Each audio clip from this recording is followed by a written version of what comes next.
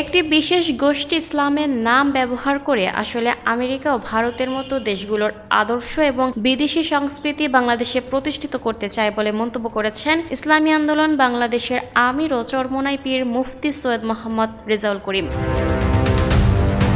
রোববার 1 ফেব্রুয়ারি রাত 7:30টায় সোনাইমুড়ীতে নোয়াখালী 1 আসনে হাতপাখার প্রার্থী জহিরুল ইসলামের সভাপতিত্বে সোনাইমুড়ী সরকারি মডেল উচ্চ বিদ্যালয় মাঠে আয়োজিত এক নির্বাচনী জনসভায় তিনি এসব কথা বলেন। এ সময় তিনি নোয়াখালী 1 আসনের হাতপাখার প্রার্থী জহিরুল ইসলাম, নোয়াখালী 2 আসনের প্রার্থী মাওলানা খলিলুর রহমান, নোয়াখালী 3 আসনের প্রার্থী মাওলানা নুরুল দিন আমানতপুরী নোয়াখালীবাসীর হাতে তুলে দেন। চরমোনাই পীর বলেন, একটি বিশেষ গোষ্ঠী ইসলামের নাম ব্যবহার করলেও তারা আসলে ক্ষমতার লোভে মত্ত হয়ে উঠেছে।